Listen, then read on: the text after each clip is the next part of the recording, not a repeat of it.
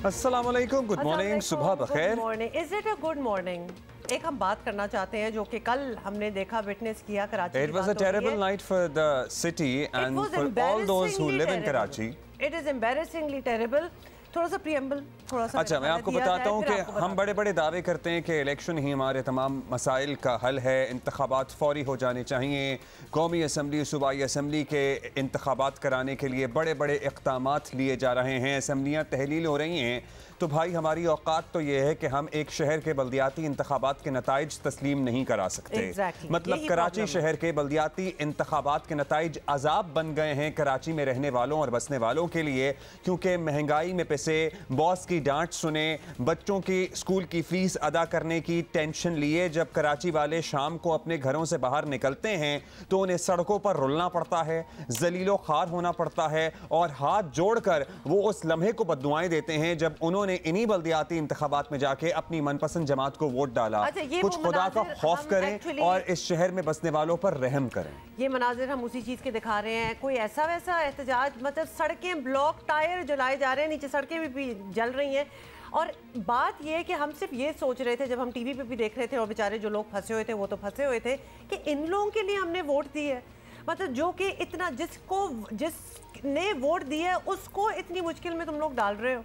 मतलब आप ज़रा, वो आपने बड़ी अच्छी चीज़ें गिनवा दी हैं, लेकिन जो ट्रैफिक में जस्ट फॉर इंस्टेंस जो फंसे हुए थे, पेट्रोल किधर जा रहा है? अंदाज़ा करें, जो घंटों उधर खड़े रहे हैं, इंतज़ार कर रहे हैं कि ये सब रौला ख़त्म होगा तो हम अपने घरों को पहुँचें, वो उनकी गाड़ियाँ भी तबाह हो रही हैं, उनका पेट्रोल भी जल रहा है, वो वेट कर रहे हैं और वो यकीनन अपने आप से सवाल कर रहे हैं कि क्या ये वो लोग हैं जिनको हम वोट दे के ला रहे हैं?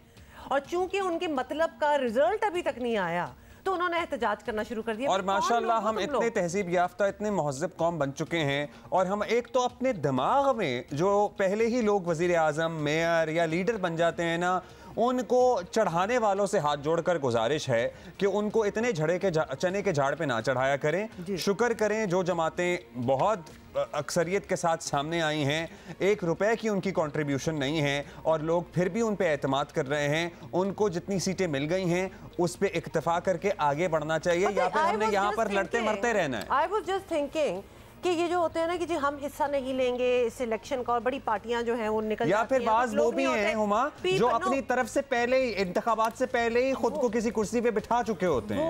वो तो उस तरह तो है ही।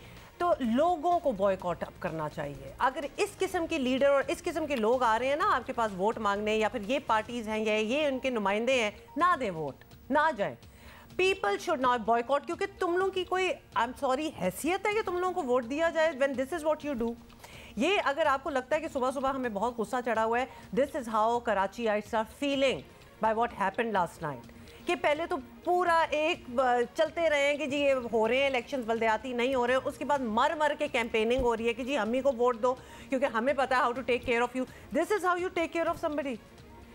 इट इज सो डिसअपॉइंटिंग कि हमारे मुल्क में मेरा ख्याल है we are not even equipped कि हम कुछ इस किस्म की, हम पता नहीं अब एनी मोर, जितनी इंटॉलरेंस, जितनी अदम बर्दाश्त हमारे दरमियान अब पैदा हो चुकी है, उसका कंट्रीब्यूटर किसी को भी समझ लें।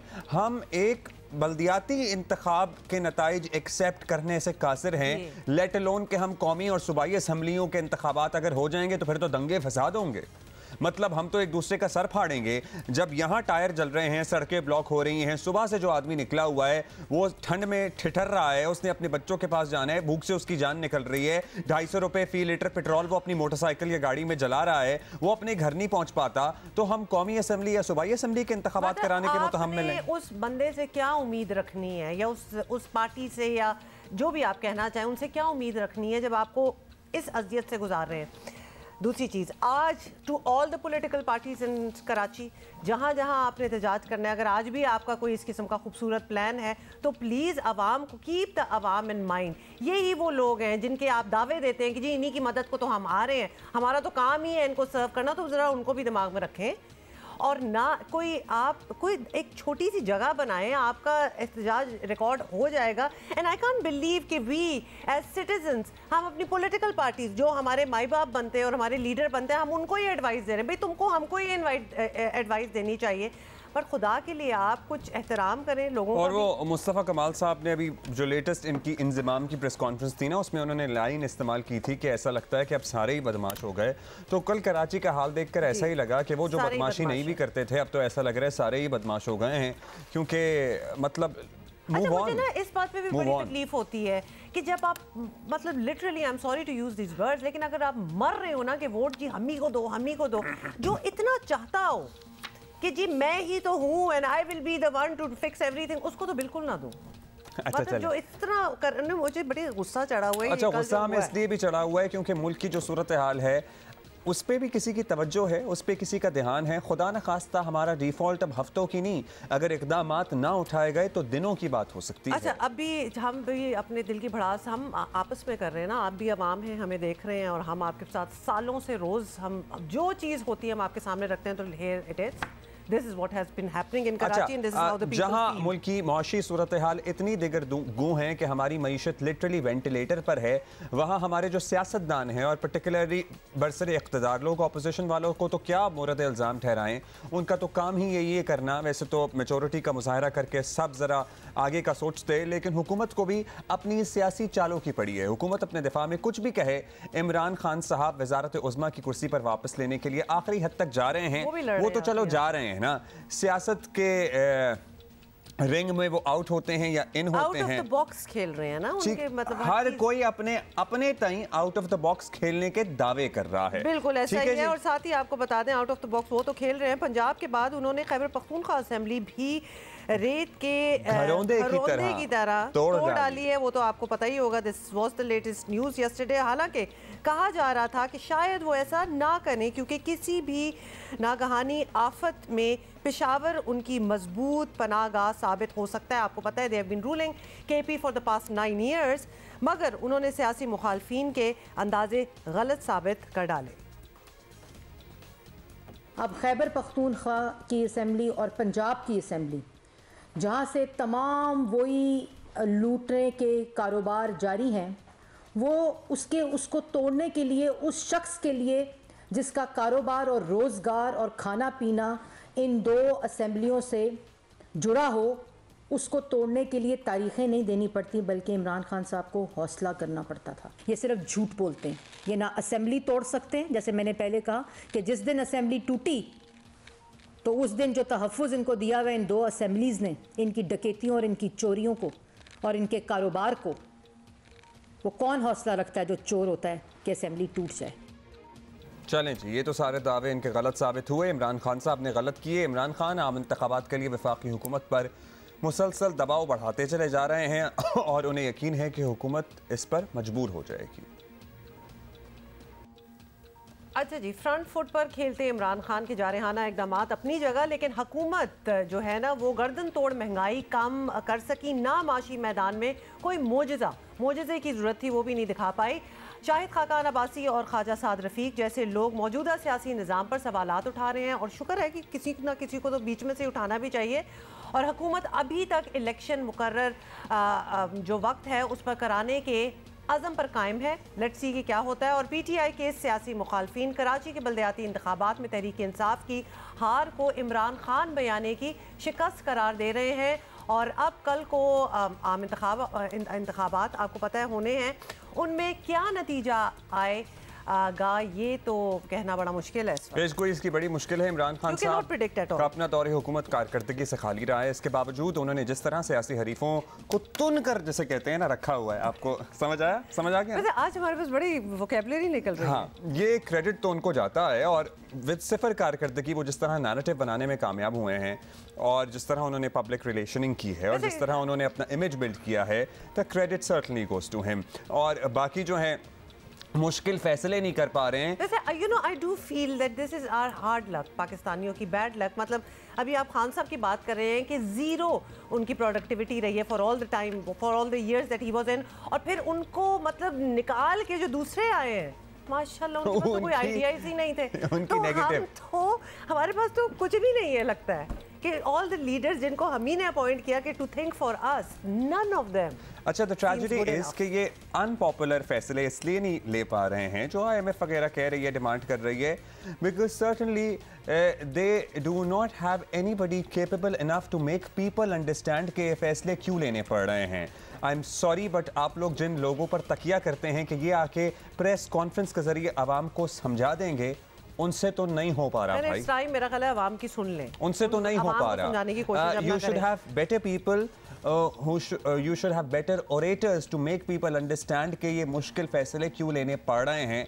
और अगर आपको अपनी सफ़ों में कोई मिल गया तो अच्छी बात है, अदरवाइज कोई PR फर्म वगैरह, स्ट्रैटेजिस्ट, पब्लिसिस्ट हायर करें, लोगों को समझाएं, कुछ नया आउट ऑफ द बॉक्स आजमाएं। नहीं, बट अगर आपके पास कोई out of the box ideas है ही नहीं, then you don't deserve to be here, sorry, no PR will help you with that. Senior तज़कियाकार आसमा शिराजी हमारे साथ मौजूद हैं, उनसे ज़रा बात करते हैं। शुक्रिया आसमा साहिबा। आसमा साहिबा, इमरान खान साहब ने तो वादा किया और वादे के मुताबिक उन्होंने असम्बलियाँ तोड़ दी। कौमी असम्बली में भी जारहाना वापसी के लिए वो तैयार थे कि फिर हुकूमत अपनी तरफ से जिसकी तवज्जो सारी माशी मामलात में होनी चाहिए, मास्टर स्ट्रोक उन्होंने खेला जनाब उनके मुताबिक, और कुछ कर लिया उन्होंने, 35 इस्तीफ़े मंजूर कर लिए। अब खान साहब इलेक्शन कराने के लिए फ्रंट फुट पर मुहिम चलाने वाले हैं। आने वाले दिनों में आपको क्या लगता है उनका बयानिया क्या होगा, और मज़ीद कोई रह गया है जिसको वो निशाने पे रखेंगे, क्योंकि आई गेस सारे तो टिक मार्क्स हो चुके हैं?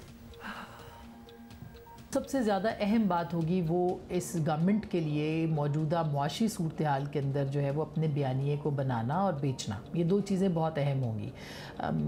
फॉर एग्ज़ाम्पल अगर देखा जाए इस वक्त तो इस हुकूमत का कोई बयानिया है नहीं, इत्तेहादी जमातों का इस वक्त कोई बयानिया नहीं है, लेकिन जो हालात होने जा रहे हैं या जिस तरह के इस वक्त हालात हैं, जिस तरह की महंगाई है, मुआशी सूरत हाल है, आपको IMF जो है वो पैसे देने को, मशरूत पैसे देने को तैयार है, आपको 300-400 अरब रुपए के इजाफी टैक्सेस लगाने हैं, आपको जो एक दुनिया की तरफ आप देख रहे हैं और आपको पैसे जिस तरह से वो दे रहे हैं, तो ये एक बहुत बड़ा सवाल है कि अगर आप वो तमाम शराइत मानते हैं तो सियासी सूरत हाल क्या होगी, क्योंकि उसका रिएक्शन आपको गली मोहल्लों में नज़र आ सकता है। और इमरान खान साहब शायद उसी के ऊपर जो है वो नज़र लगा के बैठे हुए हैं, उनको पता है, और वो ख़ुद ये बात कहते हैं कि हमने ये बताया था जनरल बाजवा को कि ये मुल्क जो है नहीं चल पाएगा क्योंकि हालात ऐसे, तो उनको पता था कि वो किस तरह मुल्क को छोड़ के जा रहे हैं। लिहाजा लेकिन सितम ज़रीफ़ी ये कि मौजूदा हुकूमत के पास कोई बयानिया नहीं है और ना ही वो ये लोगों को बताने में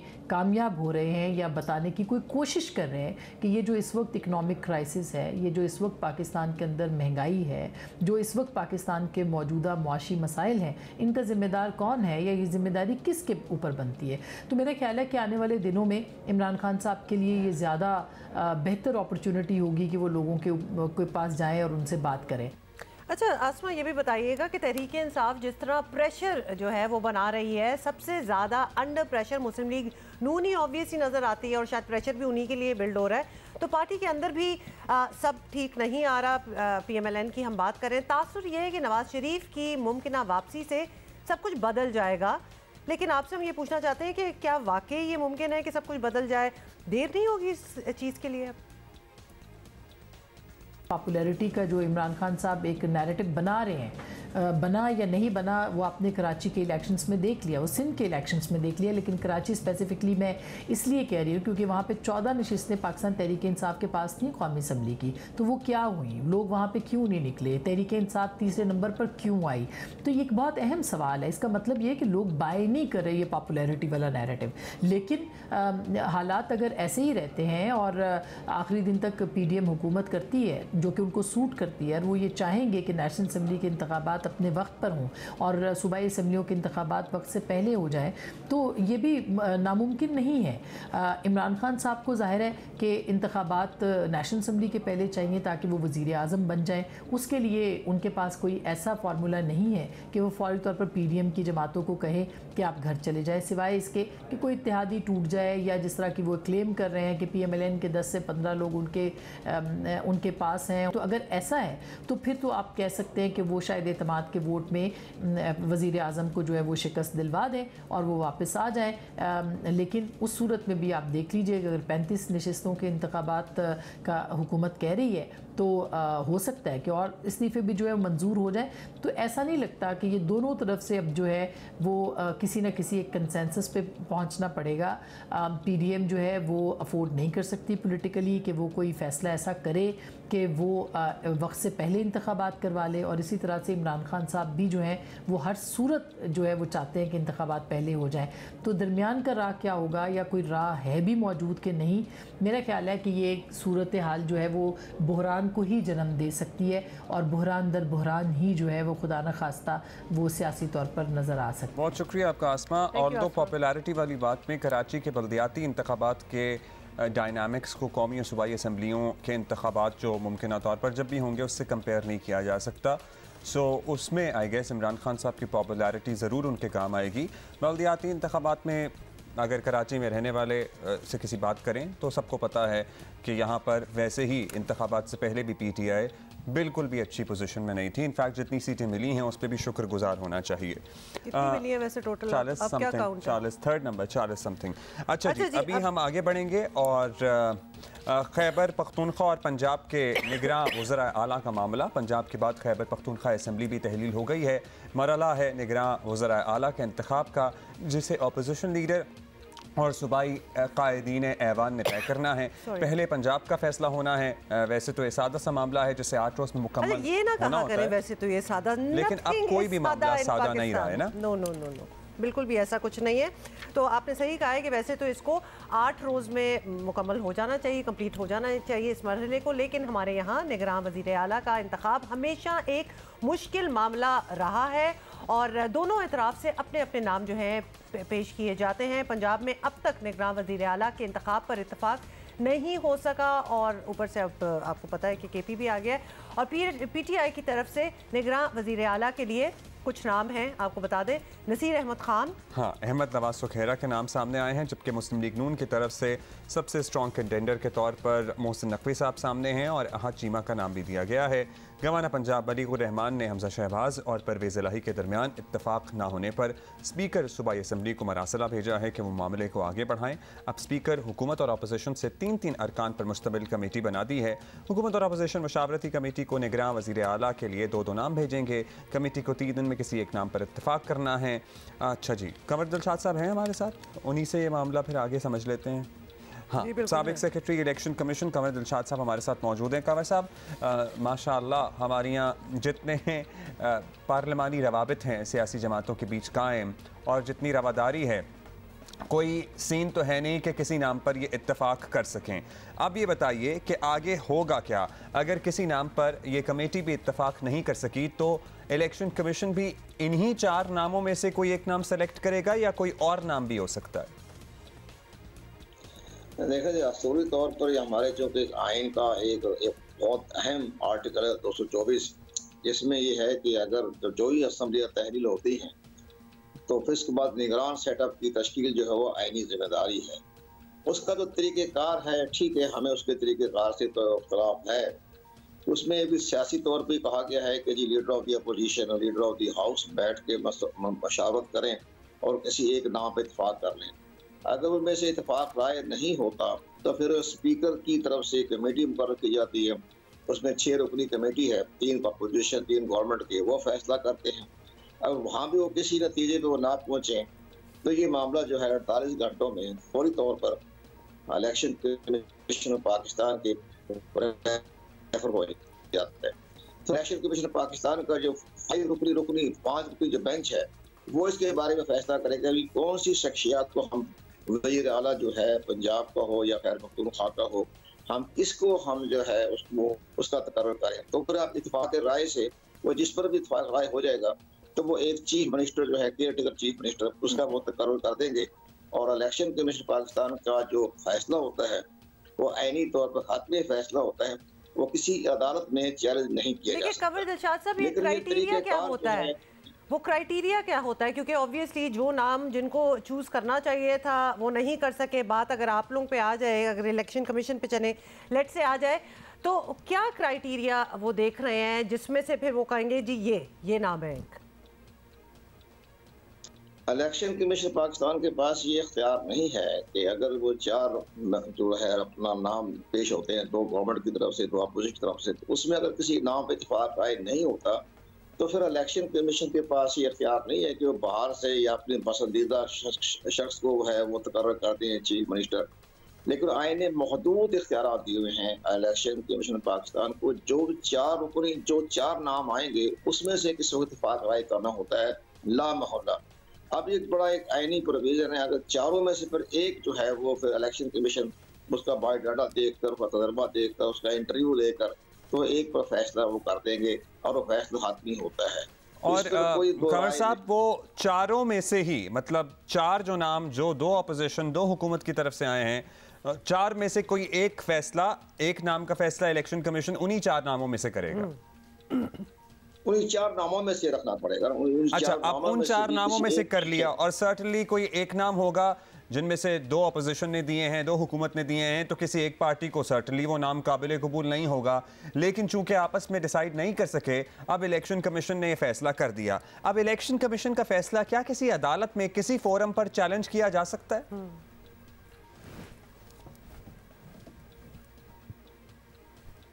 किसी अदालत में वो चैलेंज नहीं हो सकता, वो हतमी होगा, वो हरफ आखिर होगा। फिर कि अदालत में चैलेंज नहीं कर सकता और ना ही अदालत उसमें मुदाखलत कर सकती है। तो एक आईनी मामला है और इलेक्शन कमीशन पाकिस्तान है जिसको भी इख्तियार दे दिया चीफ मिनिस्टर बनने का है और तमाम सियासी जमातों को, स्टेक होल्डर को तस्लीम करना लाजमी है। लेकिन एक बार हम कह दें कि ये जो ओहदा है ना चीफ मिनिस्टर का, केयर टेकर चीफ मिनिस्टर का, ये अलामती ओहदा है। तमाम इख्तियार इलेक्शन के पास है आर्टिकल 220 के तहत। तो चीफ मिनिस्टर का कोई अमल दाखिल नहीं होता, वो सिर्फ लॉ एंड ऑर्डर की सूरत हाल देखता है और अपने रूटीन की जो पोस्टिंग ट्रांसफर होती है वो देखता है।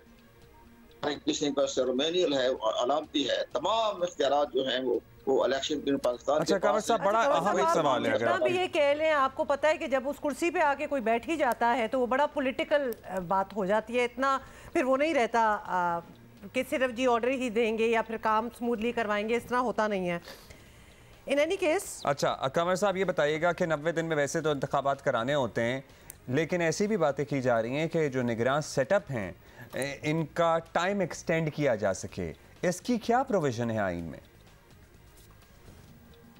ज़हर आपका एक इंटरनेशनल आपका चैनल है, तो उसमें सबसे बड़ी अहम बात ये बता दें कि दुनिया के किसी मुल्क भी केयर टेकर सिस्टम का रवाज नहीं है। चूंकि यहाँ पाकिस्तान में सियासी जमातें, ब्यूरोक्रेसी का जो है एक दूसरे पर एतमाद नहीं किया जाता, तो इस लिहाज से केयर टेकर सिस्टम जो है ये 18वीं अमेंडमेंट में उसको इख्तियार किया गया है। दुनिया के किसी मुल्क की केयर टेकर सिस्टम का रिवाज नहीं है। पाकिस्तान दुनिया का वाद मुल्क है जहाँ ये एक नाम नेहाद केयर टेकर सिस्टम जो है किया जाता है। वो नहीं है उनके पास। आपने माजी में देख लिया, 2009 में देखा, 2018 में 2013 में देखा, 2018 में देखा, अभी 2022-23 आ रहा है। ये सिर्फ अलामती है, इसमें किसी के पास कोई इख्तियार नहीं होता और सारे इख्तियार जो हैं वो इलेक्शन कमीशन पाकिस्तान के पास है और वही इंतखाबात करेंगे और उसका हुक्म तमाम इदारों को आर्टिकल 220 के तहत तमाम इख्तियार, सर्विस ऑफ पाकिस्तान, इवन तमाम अस्करी क़यादत, तमाम जितने भी हैं। कंवर साहब, अभी हमारे पास वक्त की किल्लत है, आपसे फिर जब दोबारा बात करेंगे तो ज़रूर ये पूछेंगे कि अगर जो बातें की जा रही हैं, चेमा गोइयाँ हैं कि निगरान सेटअप का टाइम भी बढ़ सकता है, उसकी क्या प्रोविज़न है कोई या नहीं है? मुल्क में साल से जारी सियासी इंतशार और बेयकीनी ने और मुख्तलिफ लोगों की मुख्तलिफ डॉक्टराइंस ने मुल्क को आज उस जगह ला खड़ा किया है कि मुल्क की मईशत पर डिफ़ॉल्ट की तलवार लटक के रही है, बस किसी भी वक्त गिर सकती है अगर मतलूबा इक़दामात ना किए गए। मुल्क सियासी तनाज़ात की फैक्ट्री बना हुआ है, एक मसला ख़त्म नहीं होता दूसरा खड़ा हो जाता है। ऐसा लगता है किसी को कोई एहसास नहीं है, सब अपनी सियासत चमकाना चाहते हैं या कुर्सी पर बराजमान होना चाहते हैं। जब तक सियासी इस्तेहकाम नहीं आएगा, मौशी इस्तेहकाम का सोचा भी नहीं जा सकता, लेकिन सियासी इस्तेहकाम आ गया तो क्या तब मौशी इस्तेहकाम आ सकता है? ये भी एक अहम सवाल है। मुल्क की सलामती भी इसी मईशत से जुड़ी हुई है जिस पर कोई भी कौम समझौता नहीं कर सकती। महंगाई 30% से ज़ायद हो चुकी है, लेकिन अगर मतलूबा इक़दामात ना किए गए तो और खुदा न खास्ता मुल्क डिफ़ॉल्ट की तरफ गया तो 50-60% तक महंगाई हो सकती है। इंटरबैंक और ओपन मार्केट में डॉलर की कदर में 15 से 20% का फ़र्क है, जिसकी वजह से मुल्क की मईशत सिसक रही है। लोग हवाला हुंडी का इस्तेमाल कर रहे हैं क्योंकि इंटरबैंक और ओपन मार्केट में डॉलर की कीमत में इतना फ़र्क है। हज़ारों कंटेनर्स पोर्ट पर फंसे हुए हैं, सनतें बंद हो रही हैं। सरिये की कीमत सुने तो वो आसमान को पहुँच रही है। लोग बेयकीनी की सूरत हाल में मुब्तला हैं। अच्छा, इसके अलावा हम क्या बात करें, आपको पता ही है इमरान खान समेत अवाम हर सियासी पार्टी को आजमा चुके हैं और अगर सियासी जमातें इलेक्शन से पहले चंद बुनियादी नुकात पर मुत्तफिक हो जाती हैं, टॉल ऑर्डर दो, बिल्कुल इसका इंतज़ार ना कीजिएगा। लेकिन अगर ऐसा हो गया तो मईशत के नीम मुर्दा ढांचे में शायद कोई जान आ जाए। मिसाल के मईशत का मतलब ये होगा कि कम अज़ कम 10 या 20 साल तक हुकूमतें बेशक तब्दील हों, माशी एजेंडा नहीं तब्दील होगा, बिल्कुल नहीं बदलेगा। और अगर ये हो जाए तो क्या ही बात हो। नवाज शरीफ और बेनज़ीर भुट्टो के दरमियान मिज़ाक़ जमहूरियत के हमारे सियासत पर मुस्बत असरात आज तक मौजूद हैं, तो मिज़ाक़ मईशत का तजुर्बा करने में कोई हर्ज नहीं है, बिल्कुल होना चाहिए। ये सवाल जो है ये हमने जी रखा है अपने और सियासतदान भी तो ऐसे हैं ना मईशतदान हमारे खुद ही कुछ कर लें, बात सुन लें, फिर अनड्यू प्रेशर्स आते हैं तो फिर चीखें निकलती हैं सबकी। अच्छा जी, हमने आज इनवाइट किया है डॉक्टर अकबर जैदी को, मईशतदान है, सीनियर सहाफ़ी शहबाज राना हमारे साथ हैं और माहिर माशी अमूर खुर्रम शहजाद हमारे साथ हैं। तीनों से सवाल एक ही है। सवाल आपको बता देते हैं, चूँकि हम बात कर रहे हैं सियासी इस्तेकाम की अदम मौजूदगी में माशी इस्तेकाम का हसूल मुमकिन है कि नहीं है, ये है और कमोबेश सभी इस पर मुत्तफिक तो हैं। क्या मईशत की बेहतरी या सर्वाइवल के लिए जनरल इलेक्शन बेहतर हल है या चार्टर ऑफ इकोनॉमी जैसा सियासी क़यादत का मजमूई इत्तफाक राय होना चाहिए? So either it can be elections or charter of economy. Doctor Akbar Zaidi. देखिए, पहली बात तो ये है कि ये वाज़ेह नहीं है कि किस हिकमत अमली के तहत, इक़्तिसादी हिकमत अमली के तहत जो भी हुकूमत आएगी वो आगे बढ़ेगी, ये बिल्कुल वाज़ेह नहीं है। तो ये कह देना कि इस वक्त सब इलेक्शन इलेक्शन इलेक्शन कह रहे हैं, सारी पार्टी एक पार्टी कह रही है, सारी पार्टी तो नहीं कह रही। अगर इलेक्शन हो भी जाते हैं तो फिर होगा क्या? तो फ़र्ज़ करें इमरान खान जीत जाते हैं, ठीक है, सुना है उनकी मकबूलियत बहुत है लेकिन इलेक्शन में वक्त भी है और वो 250 सीटों से लड़ नहीं सकते, लेकिन बहरहाल अगर वो इलेक्शन जीत भी जाते हैं, उनकी पार्टी जीत जाती है, तो उनकी क्या हिकमत अमली होगी हमें कुछ नहीं पता। और अगर पीपल्स पार्टी और PMLN PDM के नाम पे या किसी और कोई इस तरह की पार्टी बन के आ जाती है, वो तो अभी भी पावर में है।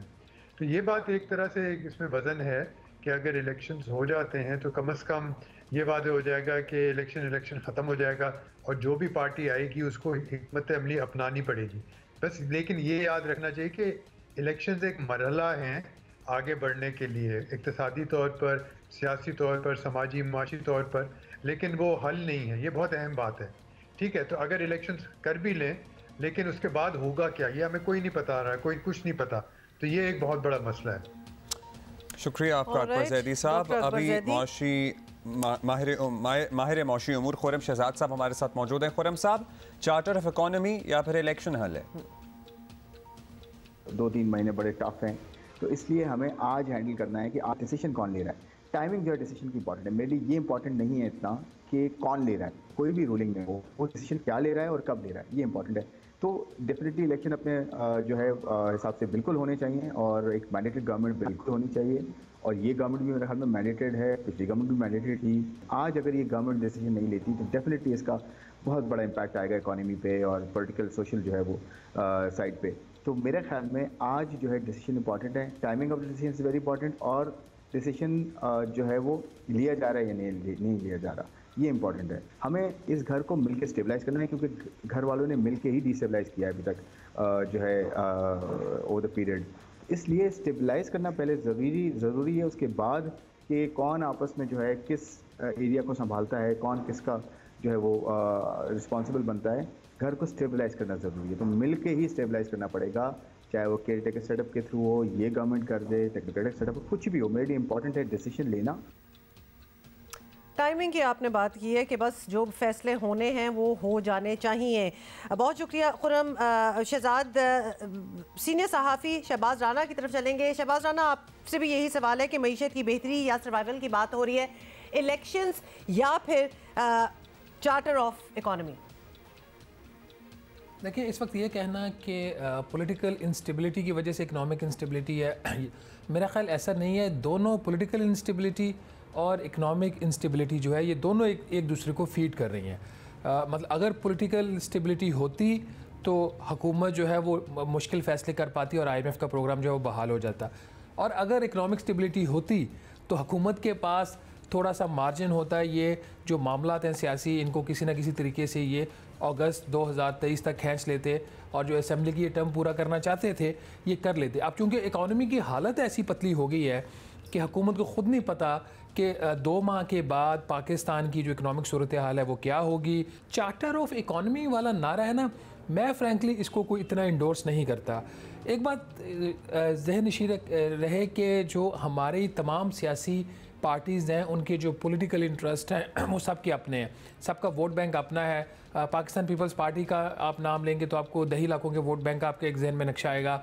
PMLN का आप नाम लेंगे तो आपको शहरी आपके जो ट्रेडर्स कम्युनिटी है, जो कारोबारी जो तबका है उसका आपका एक नक्शा जहन में आएगा। PTI की बात करेंगे तो आप एक यंगस्टर्स की जो पाकिस्तान की एक यूथ है उनका एक नक्शा आपके जहन में आएगा। तो ये 3 डिफरेंट स्ट्रीम्स हैं। अब इनको आप कहेंगे चार्टर ऑफ इकॉनमी में लाएंगे, कोई भी सियासी जमात होती है वो अपना मंशूर लेके चलती है। इस दफ़ा सिर्फ फ़र्क ये पड़ा, हद ये हो गई है कि IMF का प्रोग्राम था, एक वज़ीर ख़जाना PMLN का चेंज हुआ, दूसरा वज़ीर ख़जाना जो है वो आता है, तो उसकी वजह से पॉलिसीज़ टूट गई। तो चार्टर ऑफ इकॉनमी आप किससे करेंगे? यहाँ पे तो PMLN की डार साहब की पॉलिसीज़ और हैं, मिफ्ता इस्माइल की और हैं, PTI की असद उमर की पॉलिसीज़ और थी, हफीज़ शेख की और थी, शौकत तरीन की कोई और पॉलिसीज़ थी। तो मेरा ख्याल हम जो डिबेट को है वो थोड़ा सा गलत साइड की तरफ लेके चलते हैं। आपका शहबाज राना साहब, खुर्रम शहजाद और doctor Akbar Zaidi. By the way एक बात याद रहे, खुदा न खास्ता इस मुल्क में दिगरगूं हालात होते हैं और अहम फैसले नहीं किए जाते तो कौन ड्राइविंग रहता है, कौन वज़ीर आज़म हाउस, कौन ज़मान पार्क, अवाम कुछ नहीं देखते फिर।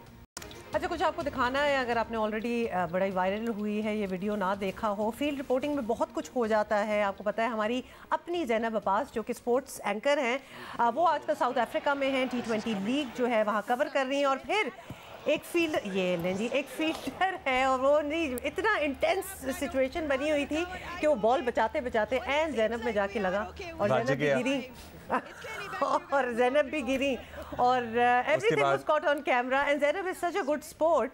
ये लें जी, पिंक में जो गिरी हैं वो ज़ैनब अब्बास हैं। केप टाउन वर्सेस सनराइजर्स का मैच चल रहा था साउथ अफ्रीका T20 और सब कुछ ठीक था, नोबडी गॉट हर्ट, लेकिन बहुत ही वायरल हुई ये वीडियो। अब खबर आई है कि वज़ीर आज़म ने मिनी बजट लाने और बिजली गैस नर्ख बढ़ाने की उसूली मंजूरी दे दी है। इजाफी टैक्सों से 200 अरब रुपए तक जमा किए जाएंगे, जिससे IMF के साथ जो हमारा प्रोग्राम तातुल का शिकार है उसकी बहाली में मदद मिल सकेगी। अब आवाम को अगर कोई बेहतर ऑरेटर हो, समझाने वाला हो, तो ये समझाए कि ये सख्त फैसले लेने पड़ेंगे, अदरवाइज़ अगर ये सख्त फैसले नहीं लिए गए तो महंगाई का जो तूफान आएगा वो संभाले नहीं संभलेगा। मतलब ये जो अभी बात आपने की है ना कि ये जो बिजली और गैस के नर्ख जो है वो बढ़ा दिए जाएंगे, उससे एकदम से एक जान सी निकल गई है, लेकिन it has to get much worse before it gets better. ये वाला एक मुहावरा और लाइन तो आपने सुनी होगी, लगता है पाकिस्तान और हम ये कहेंगे कि अवाम बहुत बुरे हालात हैं, लेकिन बेहतरी से पहले मजीद बुरे होंगे। हम तो सब ये लग रहा है महंगाई के एक तूफान के लिए तैयार रहें, क्योंकि अगर ये तूफान हमने अवॉइड किया तो फिर वो तूफान आएगा जिसमें खाने पीने तक के और दवाइयों तक के लाले पड़ सकते हैं। इसलिए इस तूफान को झेलना बेहतर है, बजाय इसके कि उस सूरत हाल से हम सब गुजरें जहां हमें आटे के लिए, पेट्रोल के लिए और अद्वियात के लिए दर दर की ठोकरें खाना पड़ें और महंगाई तब इससे 300 गुना ज़्यादा हो जाए। इसलिए हम सबको बहुत मुश्किल वक्त है, ये सब बर्दाश्त करना पड़ेगा। Not that we have a choice. जब हम कहते हैं ना बर्दाश्त करना पड़ेगा, करो, नहीं, हमारे पास एक चॉइस है ना, हम एहतजाज करें, रौला डालें और फिर भी होगा तब भी वही होगा, तब भी वही। सिर्फ हमारे लीडर करेंगे ना, वो जो कराची में कल हुआ है तो उनका वो कर सकते हैं, हम तो बेचारे आप कराची की बात कर ही रही हैं तो कर लें। तो कराची में जी आपको पता है, एक दफ़ा फिर याद दिला दें, कराची में बल्दियाती इलेक्शन में पीपल्स पार्टी के साथ जमात इस्लामी को भरपूर मैंडेट मिला है और दोनों जमातें अपने मेयर बनाने के दावेदार हैं। सिंध की हुक्मरान जमात पीपल्स पार्टी बहरहाल जमात इस्लामी को मेयरशिप देने के लिए नीम रजामंद नजर आती है। खुद ही देख लें। मैं आज फिर कह रहा हूँ कि हम जमात इस्लामी के साथ बैठकर कराची में बल्दियाती इदारों के अंदर कोई सेटअप बनाने के लिए तैयार हैं। आप बैठ के बात ही नहीं करेंगे, आप हमसे मेयर बैठ के मांगेंगे ही नहीं, सिर्फ टीवी पे मांगेंगे तो टीवी पे मांगने से तो नहीं मिलेगा। आप बैठकर बात करें, हम रास्ता निकालने की पूरी कोशिश करेंगे। आपकी ख्वाहिश है कि मेयर आपका हो, आपका हक है कि ख्वाहिश करें। हम ये चाहते हैं कि मेयर पाकिस्तान पीपल्स पार्टी का हो। जमात इस्लामी ये चाहती है कि मेयर हाफिज नईम रहमान हो। अब अगर ये वो कहें कि जी हम भी नहीं मानते, हम भी नहीं मानते, तो बैठ तो नहीं सकते ना। तो ये तो इसी तरह ना कि आप किसी का रिश्ता भेजेंगे तो कोई हाँ या ना करेगा ना भाई, आप भिजवा ही नहीं रहे और आप कह रहे हैं मानते क्यों नहीं हो। तो इसमें ये जो आप कह रहे हैं ऐसा नहीं है, लेकिन कम से कम भाई रिश्ता तो भेजना। बात यह कि बात किए बगैर हल नहीं निकलेगा और ये तमाम जमातों को बात समझ में आ जानी चाहिए जल्द या बदेर, क्योंकि इसी में आपके सियासी मुस्तकबिल की भी बेहतरी है। बात यहाँ तक महदूद नहीं है। वज़ीर आला सिंध मुराद अली शाह ने अमीर जमात इस्लामी कराची हाफिज़ नईम रहमान को बाकायदा फ़ोन किया है, जिसकी हाफिज़ साहब ने तस्दीक भी की है। फ़ोन शाह साहब ने किया था तो उन्होंने पूछा कि भाई आपको क्या तहफ़्फ़ुज़ात हैं। मैंने उनको बताया आरओज़ और डीआरओज़ क्योंकि बिल्कुल इन्फ्लुएंस है इस वक्त, तो इसलिए आप इसमें इस मसले को रिजॉल्व करें। तो उन्होंने कहा कि ठीक है, मैं अपनी पार्टी के लोगों से कहता हूं कि वो बैठकर इस मसले को रिजॉल्व कर लें। अगर उनकी तरफ से हमारी जीती हुई सीटों को हरवाकर अपने नंबर बड़े किए जा रहे हो तो वो झुकाव का सवाल ही पैदा नहीं होता। तो पहले तो ये मसला रिजॉल्व होना, तो बातचीत तो फिर जाहिर है उस वक्त होगी ना। अच्छा, टेलीफोन तो चले, उन्होंने कह दिया कि टेलीफोन कॉल पर बातचीत अपनी जगह, लेकिन इन जमातों के कारकुनान सड़कों पर गुत्थम गुत्था हैं। I am sorry, we can not get over that. बल्दियाती इलेक्शन की वजह से कराची में की सड़कों पर अवाम जो कुछ भुगत रहे हैं वो इंतहाई तकलीफ है। उसकी तो जितनी मजम्मत की जाए वो कम है, क्योंकि रीजनिंग आप देखें कि ये हो क्यों रहा है। शहर की सियासी जमातें बच्चों की तरह इंतखाबी नताइज पर लड़ रहे हैं, सड़कों पर लड़ रहे हैं। जरा आप ये देखें, एक दूसरे में नताइज में तब्दीली के इल्ज़ामात लगा रहे हैं। कल शहर के मुख्तलिफ इलाकों में एहतजाज किया गया, सड़कें ब्लॉक की गई, ट्रैफिक का निज़ाम दरम बरम, आवाम रुल गए, लोगों की ज़िंदगी अजीरन थी कल और आज भी यही होना है। हाँ जी, अब लोग कह रहे हैं कि बल्दियाती इंतखाबात इससे बेहतर है होते ही ना, मतलब ये आई एम सॉरी, आप समझ गए ना कि क्या मचा हुआ है, बस वही मचा हुआ है। Will there ever be a time कि कोई बेशक बल्दियाती इंतखाब हो, जनरल इलेक्शन हो, कुछ भी हो, जो नताइज आए वो दूसरी पार्टी माने, वो सारे मिलके माने? क्या कभी ये मुमकिन है? हम कभी वहां पहुंचेंगे? Is the question, honestly this is the only question. अगली 5 दिहाइयों में तो शायद होता हुआ नजर नहीं आ रहा। See that happening. सीनियर सहाफ़ी तजियाकार मज़हर अब्बास साहब हमारे साथ मौजूद हैं। मज़हर साहब, खुदा करके कराची के और दीगर अजला में बल्दियाती इंतखाबात हो गए, दीगर शहरों में, मतलब माशाअल्लाह कल उसके बाद जो और जब से नताइज आए हैं, क्या तूफ़ान बदतमीज़ी है, कोई मानने को तैयार नहीं है, मतलब इदराक ही नहीं है। हर कोई अपने तई इस शहर में मेयरशिप लिए बैठा था जहन में, अब नताइज अगर उससे मुख्तलिफ आ रहे हैं तो हज़म ही नहीं हो रही बात। और मज़हर साहब, अब फिर लोग कहते हैं, अवाम कहती है कि जो इससे तो बेहतर था ना ही होते, इनसे हमने क्या पा लेना है। तो सही कहते हैं वो, क्यों why are they going through so much fast? जी शुक्रिया। मैं तो आपके जिस वक्त आपने अपना इब्तदाइया पढ़ा है, मैं तो उसी से परेशान था कि अवाम एक तूफ़ान के लिए तैयार हो जाएं। अवाम तो हमेशा ही तूफ़ान के लिए तैयार रहते हैं, बस हमें तो चाहिए कि पहले हुक्मरान तूफ़ान लाने के लिए ख़ुद तो अपने ऊपर कुछ पाबंदियाँ लगाएं। हमें तो वो भी नहीं नज़र आता। वो जो तूफ़ान है वो हम ही को भुगतना पड़ता है, अवाम को ही भुगतना पड़ता है, हुक्मरानों को नहीं भुगतना पड़ता। दूसरी बात देखिए, कराची के जो बल्दियाती इंतखाबात थे उसके नताइज आए हैं, कुछ लोगों को नताइज जो है उस पर एतराज़ है। मेरा ख़्याल है जो नताइज आए हैं वो गैर मुतवक्को नहीं हैं। जमात इस्लामी जो है उसका और पीपल्स पार्टी का ऑलमोस्ट नेक टू नेक है। जमात इस्लामी का क्लेम है 6 से 7 यूसीज़ जो हैं वो समझते हैं कि 6 से 7 यूसीज़ में गड़बड़ हुई है और उनकी टैली जो है 94 है। पीपल्स पार्टी जो है वो 91 पे है इस वक्त ऑफिशियली, और 88 पे जमात इस्लामी है। अब ये जो नताइज देखें, अगर आप 2015 के नताइज देखें तो ये दोनों जमातें, पीपल्स पार्टी तो फिर भी थी, जमात इस्लामी तो 2015 में बिल्कुल ही फारिग थी, और आज वो एक लीडिंग पोजीशन पर है, जो कि उन्होंने जो मेहनत की है, जो हाफिज़ नईम साहब ने मेहनत की है। लेकिन मेरे ख्याल में जमात इस्लामी को थोड़ा सा पेशेंस शो करना चाहिए, पीपल्स पार्टी को भी, और ये दो जमातें हैं जो लीडिंग हैं। अब यही सबसे ज़्यादा सड़कों पे एहतजाज करती हुई पाई गई हैं। तीसरी पीटीआई, इन तीनों जमातों ने लोकल बॉडीज इलेक्शंस जो है अपने तई नशिस्तें हासिल की हैं। एक के पास 90 है, दूसरे के पास 88 है, तीसरे के पास 40 है, और यही तीन जमातें सड़कों पे हैं। और उन सड़कों पे हो क्या रहा है, एक एहतजाज होता है, एक धरना होता है, आधा शहर ब्लॉक हो जाता है। ये वो जमातें हैं जिन्होंने सड़कों को साफ करना है, ये वो जमातें हैं जिन्होंने ट्रैफिक को बहाल करना है, और यही जमातें, अभी तो केएमसी का हाउस जो है उसने ओथ नहीं लिया और लोगों की परेशानियों में इजाफा होता शुरू हो गया। चंद नशिस्तों पे, अब हाफिज़ नईम साहब को ले लें, हाफिज़ नईम साहब इन एनी केस मेयर बनने की पोजीशन में है, तो उन्हें थोड़ा सा पेशेंस तो शो करना चाहिए। मुझे पिछले 2-3 दिन से उनकी जो तकारीर मैं सुन रहा हूँ, उनका जो लहजा मैं देख रहा हूँ, मुझे अफसोस हुआ, इसलिए कि वो तो इन एनी केस जो है वो मेयर बन जाएंगे, चाहे वो पीटीआई के साथ मिलके बने या पीपल्स पार्टी के साथ मिलके बने। इसी तरह पीपल्स पार्टी को ग्रेस दिखाना चाहिए, इवन अगर वो एक सिंगल लार्जेस्ट पार्टी के तौर पे आए भी हैं, लेकिन उन्हें भी पता है कि वो पीपल्स पार्टी, जमात इस्लामी या पीटीआई को साथ मिलाए बगैर वो मेयर नहीं बन सकते, क्योंकि वो दो जमातें, और पीटीआई को तो चूंकि आउट ऑफ क्वेश्चन कर चुके हैं, इसलिए जमात इस्लामी ही उनके लिए बेहतरीन ऑप्शन है, और उनके साथ सब्र का मुजाहरा करें। बेहतर यही है कि वजीर आला जो है और पीपल्स पार्टी की क़यादत मेयर की ऑफ़र करे जमात इस्लामी को, और डिप्टी मेयर, और माजी में दोनों की एक वर्किंग रिलेशनशिप रही है। ऐसा नहीं है कि उनकी वर्किंग रिलेशनशिप 79 में भी रही है, 81, 83 में भी रही है, 2001 में भी रही है इनकी वर्किंग रिलेशनशिप। तो ऐसा मसला नहीं है कि दोनों मिलकर इस चीज़ को हल नहीं कर सकते। अगर 6 से 7 यूसीज का मसला भी है तो उसके तहत भी आप बैठ के इस चीज़ को रिजॉल्व कर सकते हैं। अल्टीमेटली तो पीपल्स पार्टी ने तो नहीं विड्रॉ करना, वो तो इलेक्शन कमीशन ने तय करना है।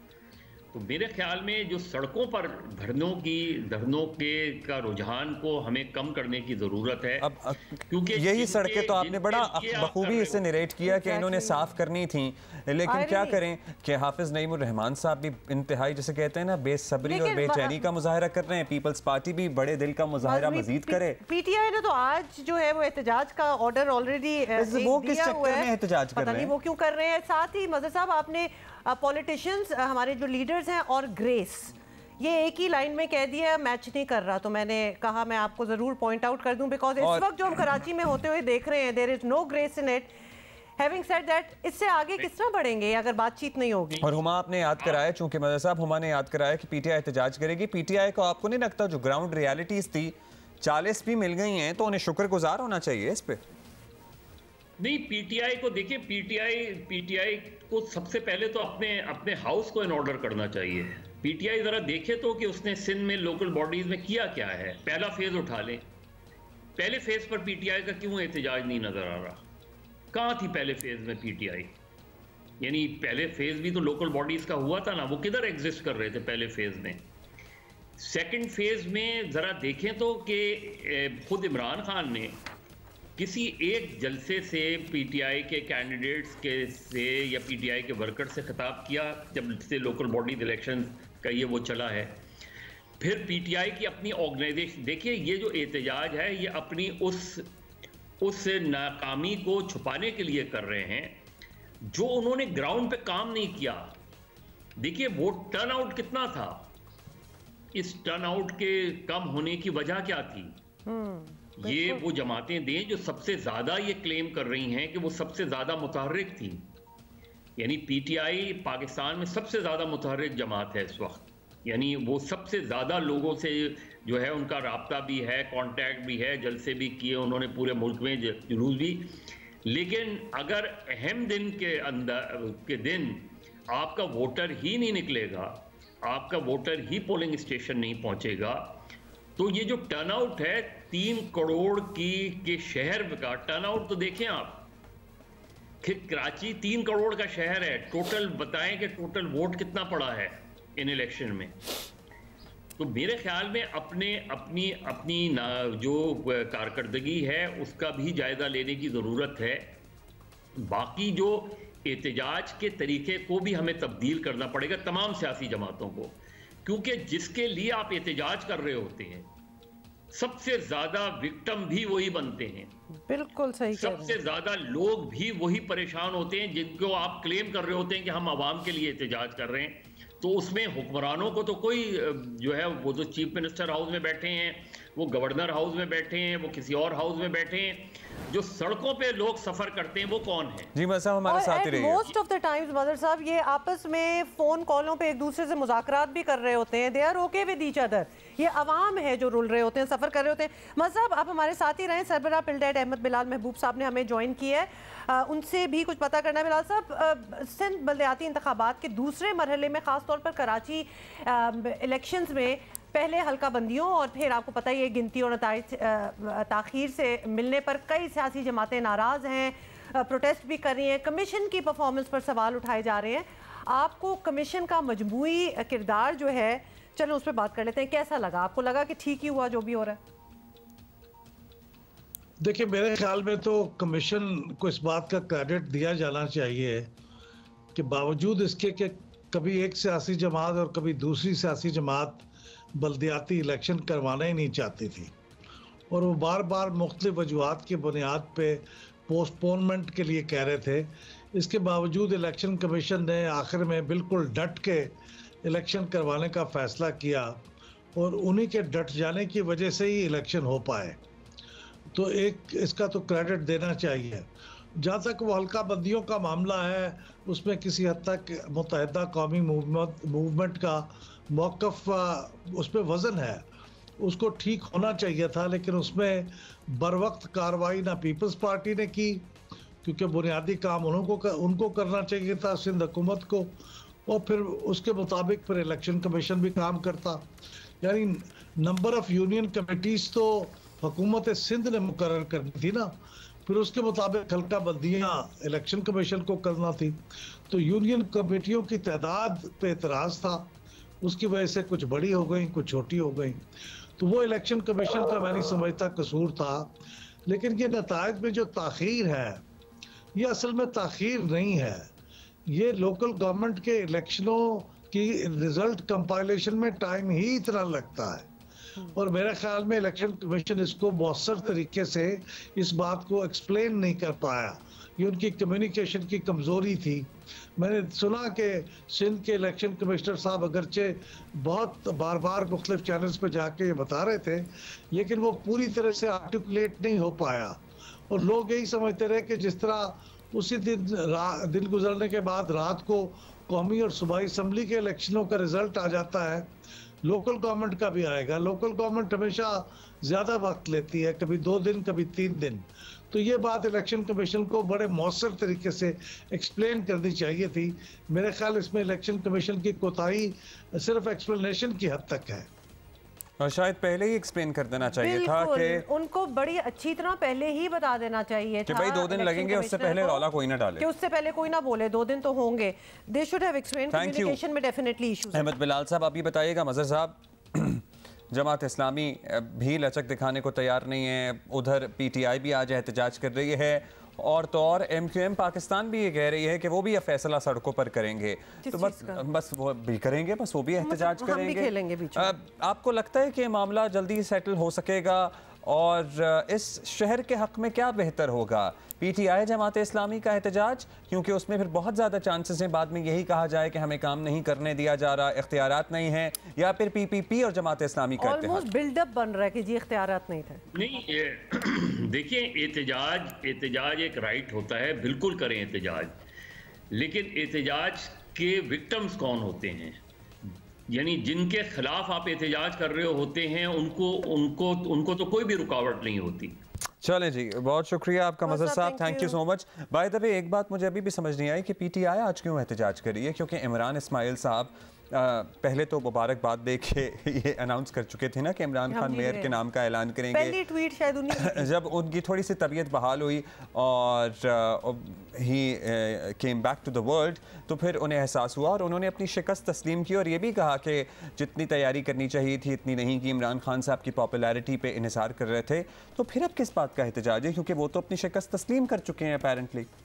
क्योंकि सारे कर रहे हैं तो हम भी करेंगे, मतलब और जस्टिफिकेशन आप क्या देंगे इस चीज़ की, सोचें ज़रा। वैसे मुझे लगता है कि जमात इस्लामी और पाकिस्तान पीपल्स पार्टी दोनों ज़रा लचक का मुजाहरा करें तो शायद इस शहर के आवाम के हक़ में कुछ बेहतरी आए, क्योंकि अगर PTI और जमात इस्लामी साथ जाते हैं तो फिर बहुत दफ़ा हमें ये ना सुनना पड़े कि हमें तो कुछ करने नहीं दिया जा रहा या हमारे तो बस में कुछ नहीं है। वो बहाना अब इस शहर वाले नहीं सुन सकते और ना सह सकते। मर रहे हों कि जी हम ही जाएंगे और इस कुर्सी पे हम ही बैठेंगे और फिर एंड में कहीं जी हमारे पास तो इख्तियारात ही नहीं, कुछ नहीं कर सकते। Why are you dying for it? पता है ये बड़ा बीन देयर डन दैट वाला हो गया है, इसलिए वही फैसले करें जिसमें ये अब आवाम को ना सुनाएं कि हम तो कुछ कर ही नहीं सकते थे। और फिर आवाम ने दिखाई दिया ना आपको, मतलब कितने नंबर्स में निकले हैं वोट करने के लिए, तो वो भी पता चल गया। Oh God, we can go on for hours. भाई पहले भी लोग जाते थे वैसे, लेकिन अब तो भर भर के जा रहे हैं शुमाली इलाका जात और गिलगित बल्तिस्तान सर्दियों के मौसम में, क्योंकि ये इलाके सयाहों की तवज्जो का मरकज़ इसलिए भी बन गए हैं क्योंकि बहुत सारे विंटर फेस्टिवल्स अब होते हैं। जैसे कि ये खबर जो है ये अब्दुल्ला के लिए बहुत मुश्किल है, because you know how Abdullah feels about बर्फ and snow on the 16th। इसके मुंतज़िम इसके ऑर्गेनाइजर हादी मुक्को हमारे साथ मौजूद हैं। Hadi, thank you for joining us from Altit. Actually Hunza से आप हमें ज्वाइन कर रहे हैं। बताइएगा भाई, माशाल्लाह विजुअल्स तो हमने देखे हैं, हम तो दंग रह गए हैं और हम ज़रा फोमो भी हमें हो रहा है कि हमने मिस कर दिया and we were not there. क्या क्या एक्टिविटीज़ थी आपके इस 5वें एडिशन में? जी अब्दुल्ला भाई, thank you so much for having me. Scarf the organization जो है अम्ब्रेला ऑर्गेनाइजेशन, उसकी तरफ से थैंक्स कि आप जियो न्यूज़ हमेशा हमें स्क्रीन टाइम देती है, जो हम एक्टिविटीज़ करवाते हैं उनको, ताकि हम अपनी कौम को बता सकें। Thank you so much for that. इसमें जो कराकरूम इंटरलूड सीज़न 5 था, इसमें मेजर जो हमारी एक्टिविटीज़ थी वो उसमें आइस हॉकी, इसके अलावा ग्लेशियर हाइक और आइस क्लाइंबिंग और इसके अलावा माउंट साइकिलिंग, जिसमें मेल एंड फीमेल दोनों ने डिफरेंट रीजन से, गिलगित बल्तिस्तान के डिफरेंट रीजन से, इवन डाउन से भी और कुछ कनाडा से भी हमारे प्लेयर्स आए हुए थे, उन लोगों ने पार्टिसिपेट किया। अब्दुल्ला भाई, यानी कनाडा से लोग वहाँ पहुँच रहे हैं और ज़बरदस्त किस्म का द वेरी फैक्ट कि आपका 5th एडिशन है, 5वां साल चल रहा है, that shows us your success. आप बताएं कि वहाँ के लोकल लोगों की पार्टिसिपेशन बढ़ी है साथ साथ? बिल्कुल, ये हमारा 5th एडिशन चल रहा है और लोकल लोगों की पार्टिसिपेशन बिल्कुल बड़ी है। अगर ग्राउंड पे देखा जाए तो लाइक अगर प्लेयर्स की बात की जाए, बिकॉज ये स्टार्ट होने से पहले हम ट्रेनिंग कैंप्स करवाते हैं अपर हुंजा में, सेंटर हुंजा में, नगर की तरफ, वेजर में, और मतलब डिफरेंट रीजन्स में हम डिफरेंट ऑर्गेनाइजेशंस के साथ को लेप करके हम कैंप्स करवाते हैं। तो उसमें पार्टिसिपेशन बड़ी है और लोग अट्रैक्ट भी हो रहे हैं। और यहाँ पे माशाल्लाह आपको पता होगा, यहाँ पे बिल्कुल एक्सट्रीम जो विंटर स्पोर्ट्स होती है उसमें लोग इंटरेस्टेड भी है और डिफरेंट एरियाज से आते हैं। इंटरनेशनल हमारे पास प्लेयर्स और एडवेंचर स्पोर्ट्स लवर्स आते हैं, जो कि बहुत अच्छी बात है। अच्छा, ये आइस हॉकी के हम कुछ मनाजिर देख रहे हैं, कहाँ हो रहा है यार? ये इतना जबरदस्त लग रहा है, मतलब ये कोई आइस हॉकी स्टेडियम है, ये स्पेशल जगह है। मुझे गलत नजर आ रहा है या सही है कि लड़कियां आइस हॉकी प्लेयर्स हैं? जी हुमा, ये बिल्कुल यहाँ की बच्चियां हैं जो अगेन इनकी बल्कि इनकी पार्टिसिपेशन सबसे ज़्यादा होती है। मेल जो हमारे बॉयज़ हैं उनसे ज़्यादा फीमेल की पार्टिसिपेशन ज़्यादा होती है। इस दफ़ा कोई, मैं थोड़ा अगर डिटेल में आपको बता दूं तो कोई 25 टीमें आई हुई थी, उनमें से कराकरूम इंटरलूड सीजन 5 के लिए 10 टीमों ने क्वालिफाई किया। उसमें से 4 टीमें फीमेल बच्चों की थी और 6 टीमें जो थी उसमें बॉयज़ थे।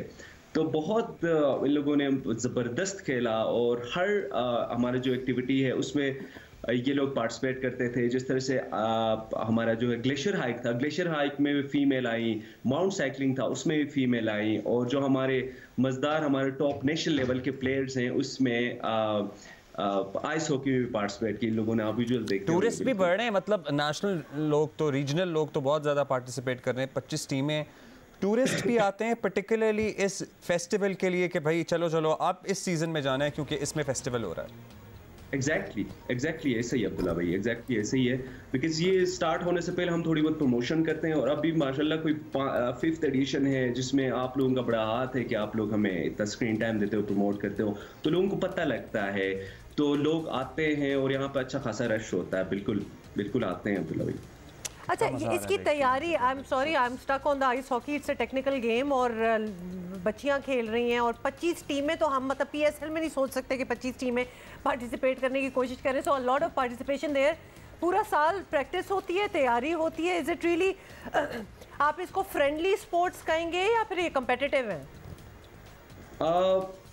नहीं हुमा, बेसिकली यहाँ पर आपको पता है मतलब लाइक 3 से 4 महीने ही यहाँ पे ठंड होती है, लाइक 4 महीने ठंड होती है, और 2 महीने दिसंबर से लेकर जन और फेब में हमारे यहाँ पे बर्फ जमती है।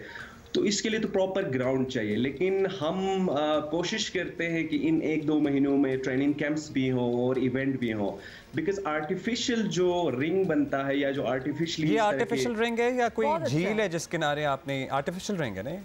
नहीं, ये बेसिकली स्विमिंग पूल है, बेसिकली स्विमिंग पूल है जिसको हमने ट्रांसफॉर्म किया हुआ है। It is a huge swimming pool.